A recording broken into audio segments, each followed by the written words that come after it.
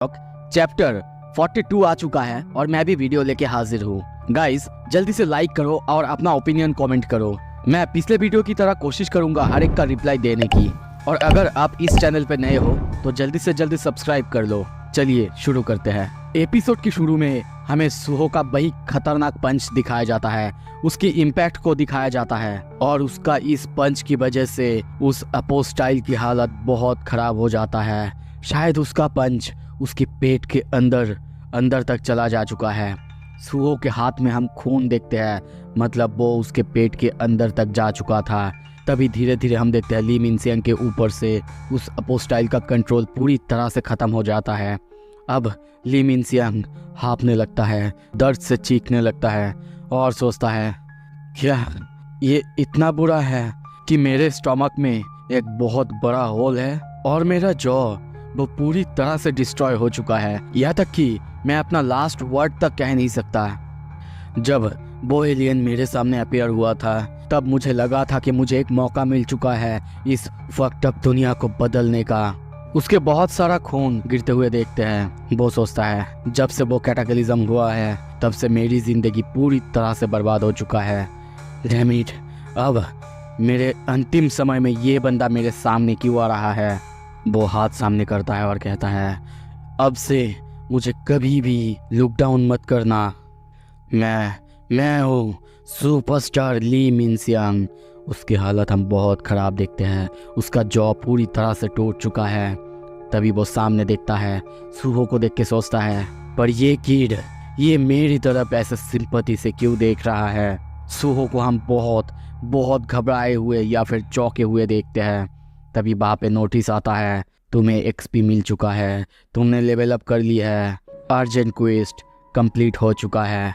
अब देखते हैं सुहो के सामने ली मिनसियांग पड़ा हुआ है, उसके पेट या फिर छाती पे एक बहुत बड़ा सा होल। सुहो वहीं पे बैठ जाता है। दूसरी तरफ बेरू, एसिल, ग्रे सब बहुत खुश है। बेरू कहता भी है आपने कर दिया यंग मोनार्क, आपने अपोस्टाइल को हरा दिया। पर सुहो को हम खुश नहीं देखते और वो कहता है वो जिसने कि स्माइल किया था अपने अंतिम समय पे शायद वो ली मिनसियांग था, ना कि तारिम। हाँ, हमारे बीच इतना ज़्यादा बात तो नहीं हुआ पर मुझे लगा कि वो एक ऐसा बंदा है जो अपनी डिज़ायर्स पूरे करने के लिए पूरी तरह से पागल था। ये सब सुन के बेरू चौंकता है और सोचता है ये पहली बार है जब यंग मोनार्क किसी अपने जैसों को मार रहे हैं। क्या वो शौक में है। तभी सुहो कहता है तुम लोगों को पता है ली मिनसियांग को मुझे शुक्रिया कहना चाहिए क्योंकि उसके वजह से मैंने एक चीज़ महसूस की है। जब से मैं प्लेयर बना हूँ तब से मेरे लाइफ का सिर्फ एक ही गोल है, माँ को ढूंढना और ऐसा कोई बनना जो कि पापा की मदद कर सके। अब जब मैं सोचता हूँ मेरे अपने कोई भी गोल नहीं है और शायद यही वजह थी जिसके वजह से ली मिनसियांग ने मुझसे कहा था कि मैं कोई ऐसा हूँ जो कि खुद नहीं जानता कि वो क्या चाहता है। अब मुझे पता नहीं क्यों सडनली याद आ रहा है कैसे मैंने फादर के साथ फाइट की थी उस ट्यूटोरियल में। तब मैं जीतने के लिए पागल था, पूरी तरह से पागल, और इसी वजह से शायद मैं पूरी तरह से फ्रस्ट्रेटेड था। और पता है इन्हीं सब की वजह से एक वक्त तो ऐसा आया था जब लगने लगा था कि पापा के पास मैं कभी पहुंच ही नहीं सकता, वो बहुत दूर बहुत ताकतवर है। पर अब तो लगता है मुझे ये कहना ही होगा। तुम लोगों को क्या लगता है एक अच्छा एस्पिरेशन होना अच्छी बात है ना। पर अब ये मुझे कहना ही होगा। जब मैं अपने आसपास के सबसे ज़्यादा स्ट्रॉन्गेस्ट बनना चाहता हूँ। मैं उस इतारिम अपोस्टाइल को सरपास करूँगा, द मोनार्क्स, यहाँ तक कि पापा को भी। और अब ये मैंने डिसाइड कर लिया, मैं यही बनूँगा। ये सुनते ही जैसे कि बेरू, एसिल सब आपको पता है कैसा मुंह बनाने वाले हैं क्योंकि शैडो मोनार्क जिस लेवल पे है उसको भी सरपास करना चाहता है अब सुहो। और इसी वजह से बेरू कहता है हाँ आपकी इस बात पे मुझे विश्वास तो नहीं है, वैसे भी ये इम्पॉसिबल है, फिर भी मैं आपको हमेशा चीयर करूँगा। एसिल कहती है मुझे लगता है ये बहुत मुश्किल है उतना ज़्यादा स्ट्रॉन्ग बनना, फिर भी। सुहो कहता है थैंक्स मेरे मूड को ऐसे स्पॉइल करने के लिए गाइस। और वो सोचता है वेल उनके लिए ये सोचना ये नेचुरल है। चलो अब रिवॉर्ड्स देखते हैं। और एक एक करके हम देखते हैं उसे बहुत सारा रिवॉर्ड्स मिला है। जैसे कि तभी नोटिस आता है द प्लेयर वो रिक्वायर्ड लेवल तक पहुंच चुका है, उसे एडवांसमेंट क्वेस्ट मिला है। क्या वो ये एक्सेप्ट करेगा? ये देख के वो सोचता है क्या एडवांसमेंट क्वेस्ट, ये चीज़ आखिर क्या है। आई गेस लेवल 40 आने की वजह से ये हुआ है। उसके लेवल को हम देखते हैं 40 पहुंच चुका है, ताकत भी काफ़ी बढ़ चुका है। और तभी कहता है I can finally get A class now. पर तभी कुछ अजीब होता है। हम देखते हैं सुहो को कोई दूर से देख रहा था, और ये कोई और नहीं बल्कि वही एपोस्टाइल जो कि दूर से उसे देख रहा था। अपने पंखों की मदद से वो उड़ रहा था और सोचता है मुझे शायद अपने गार्ड डाउन नहीं करना चाहिए था। हाँ, वैसे भी किसने सोचा था ब्लैक मास्क के पास इतना ज़्यादा पोटेंशियल होगा। वैसे भी उसे अब मुझे अपना बनाना ही होगा। और जब मैं अपना फ्रेगमेंट्स गैदर कर रहा था तब मुझे अपना एक स्पेशल ताकत मिला था, the scale of equivalent exchange. ये एक ऐसा एबिलिटी है जो कि मुझे अलाउ करता है मैं किसी ऐसे चीज़ को बदल सकता हूँ जो कि मेरे पास जो बिलोंग करता है उसके इक्विवेलेंट हो।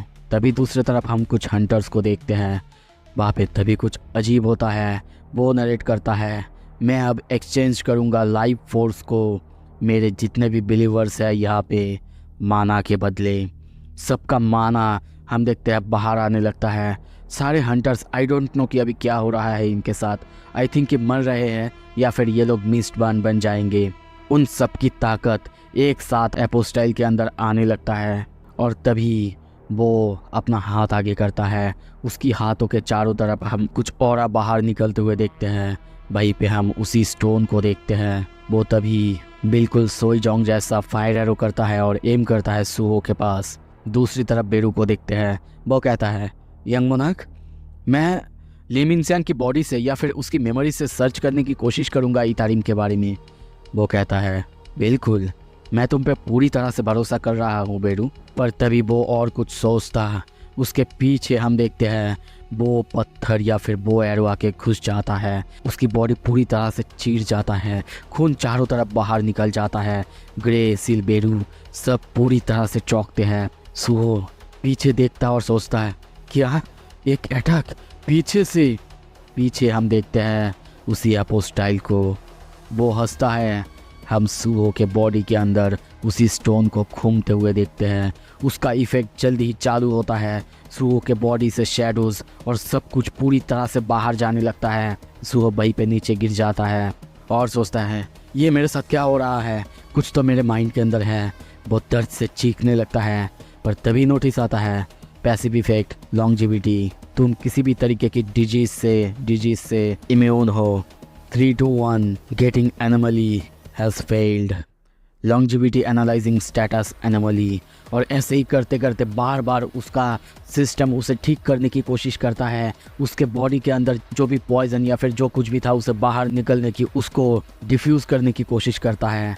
पर हज़ारों बार कोशिश करने के बाद भी बार बार फेल होता है, क्योंकि ये पृथ्वी या फिर इस दुनिया के कुछ भी कोई चीज़ नहीं है। इसी वजह से सिस्टम को उसके बारे में कुछ भी नहीं पता है। तभी देखते हैं वो एपोस्टाइल ये देखता है, हंसता है और कहता है और अब इसी के साथ ऑथोरिटी ऑफ डार्कनेस हमारा हुआ। पर तभी वो चौंकता है। नोटिस देखते हैं 3 to 1 analysing the status anomaly has succeed. The restoration of the system has started. System फिर से सुहो को रिस्टोर करने लगता है। वहीं पे ग्रे, बेरू, एसिल सब चिल्लाने लगते हैं यंग मोनार्क क्या हुआ है आपको। सुहो अब किसी तरीके से अपने होश में आ चुका है और सोचता है लॉन्जिविटी ने मुझे बचा लिया, अब मुझे अपने शैडोज से खुद को कवर करना होगा। पर तभी उसका माना वो देखता है वो पूरी तरीके से ड्रॉप होने लगता है बहुत तेज़ी से। और वो सोचता है मुझे कोई सलूशन ढूंढना ही होगा नहीं तो। और तभी देखते हैं वो एडवांसमेंट क्वेस्ट के लिए ये दबाता है और ये दबाते ही वहाँ पे एक बहुत बड़ा पोर्टल ओपन होता है। नोटिस आता है only the player can enter the advancement quest. वो एपोस्टाइल भी ये देखता है, चौंकता है। पर तभी वहाँ पे खतरनाक ब्लास्ट होता है। सुहो के सामने सब कुछ अंधेरा हो जाता है। वो कहता है या तो बहुत अंधेरा है, मुझे कुछ भी दिखाई नहीं दे रहा है। क्या मैं मर चुका हूँ? मुझे दर्द हो रहा है पर लगता है मैं अब भी जिंदा हूँ। अगर ऐसी बात है पर तभी वहाँ पे एक मशाल जल उठता है। वो सामने देखता है और पूरी तरीके से चौंकता है, क्योंकि वो फिर से उसी जगह पे आ चुका था जिस जगह का वो सपना देखता था, या फिर जिस जगह पे उसके फादर ने उसको ट्रेनिंग दिलवाई थी। आई थिंक कि ये वही जगह है, या फिर इस जगह पे सुहो को कोई और चीज़, कोई और ताकत मिलेगा। क्या आपको वो देखना है? जल्दी से सब्सक्राइब करो, लाइक करो, शेयर करो। Thank you so much, stay tuned.